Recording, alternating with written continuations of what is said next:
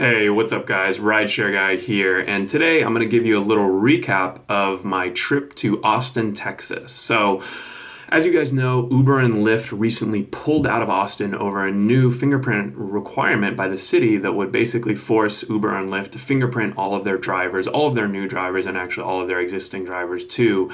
And to be honest, I kind of thought the way that Uber and Lyft particularly handled the whole situation was a bit messed up, right? Kind of the way they handled it. I mean, so basically the vote in Austin was on a Saturday. The results came out Sunday morning, and then Uber and Lyft pulled out on Monday morning, basically leaving 10,000 drivers without a job, and not only without a job, just without no notice. So it's sort of led to this huge free-for-all with Facebook groups like Arcade City forming, and basically people posting for random people, in Austin really desperate for rides, and obviously drivers really desperate for rides because they need to make money too. And then a whole host of new startups actually came to Austin, moved operations to Austin, and so it's just kind of crazy everything that was going on. So I thought it would be a good idea to head down to Austin, meet with some local politicians, talk to a few of the startups that are trying to take Uber and Lyft's place, try out all the apps ourselves, and of course talk to some drivers. So Christian, who's one of my top contributors, you guys might have seen around the blog, on the YouTube channel, we both flew to Austin actually for 4 days and 3 nights.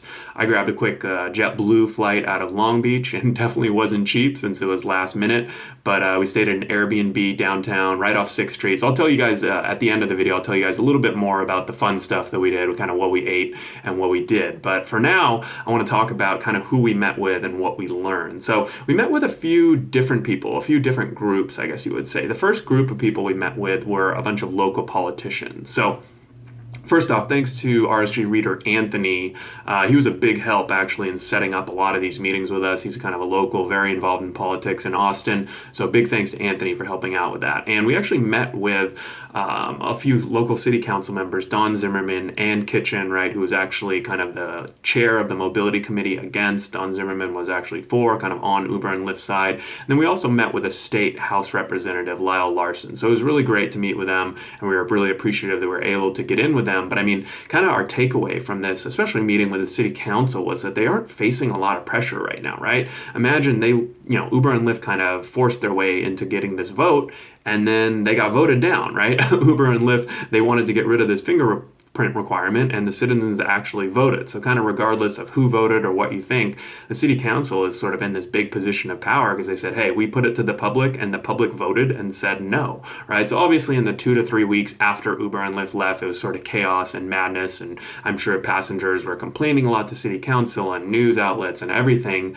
But after a few weeks, and kind of when we were there in Austin, hey, there was 6, 7, 8, 8 or 9 different rideshare startups coming into Austin and basically looking to fill that void. So if you're sitting there on the city council, you don't have a lot of pressure now, right? You say, hey, we got rid of Uber and Lyft, but now we have all these replacements. So I think if it turns out in a few months, if all these new guys kind of suck and everyone is still complaining, I think the city council might face some pressure, but for now, they're sort of sitting pretty. Now, we also met with execs from all of these companies. And, one thing, so we met with Get Me, we met with Wings, we met with,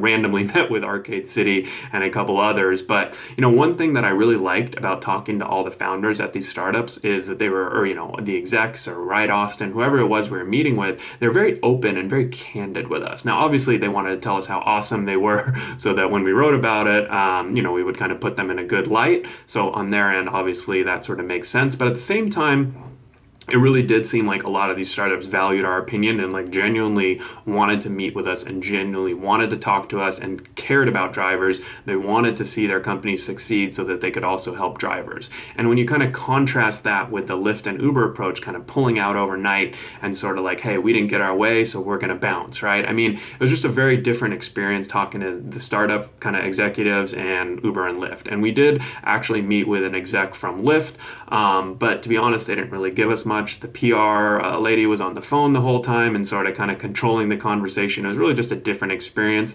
And I definitely appreciate that Lyft met with us in Austin. I guess I felt like they met with us more because their boss told them they had to than they really wanted to meet with us and kind of get our opinion. So we actually tried to go to an Uber driver appreciation event while we were there in Austin. And the Uber guy at the door, he recognized me. He said, "Oh, Harry, how's your blog going?" Right? And then it was a registered driver event. So I gave him my info because I'm a registered Uber driver.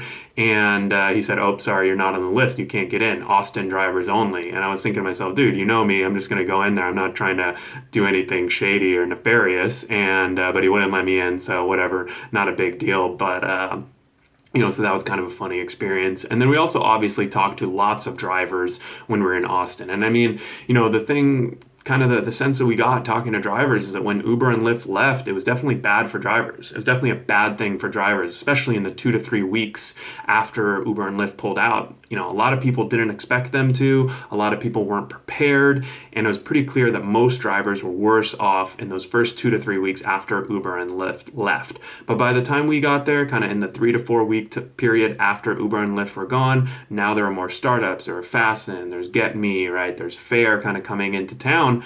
Things were starting to look up, to be honest. I mean, some of the takeaways for me was that, these drivers were obviously now going and finding these new services and they were getting rides. And it seems like this competition is actually sort of turning into a good thing now because they are doing something very similar to Uber and Lyft.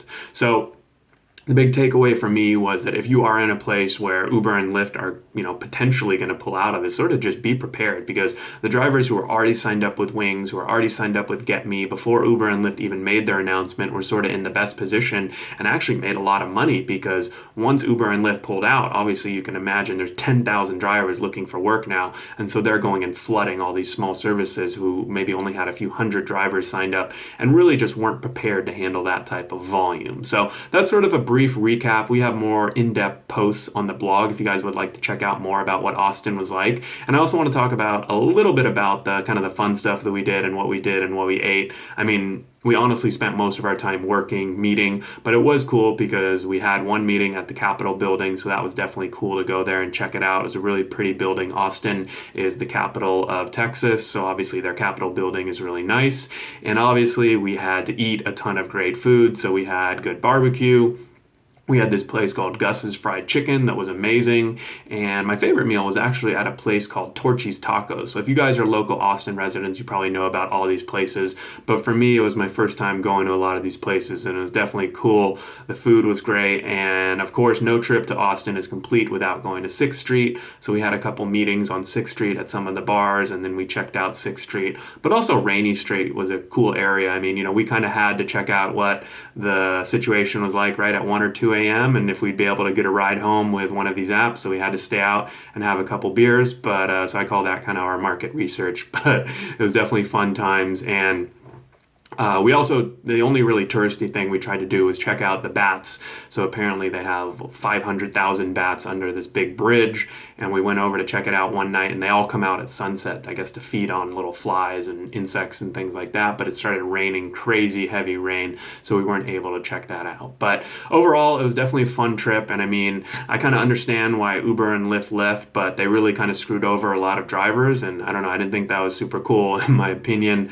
things were obviously rough for drivers, especially there at the start. But I was surprised at how well these new apps work and kind of get the job done. I mean, it wasn't impossible to get a ride, and it wasn't impossible to sign up with new services. So we'll definitely learn a lot in the upcoming months, and I kind of look forward to seeing what happens. So hopefully you guys enjoyed this recap of our trip to Austin. And if you have any questions about the trip, about the companies we use, check out the show notes. We've got lots more resources because we wrote a bunch of articles, and we'll have more videos on it and things like that in the future. So definitely feel free to like, comment, subscribe to the channel. Look forward to hearing from you guys soon. All right, take care.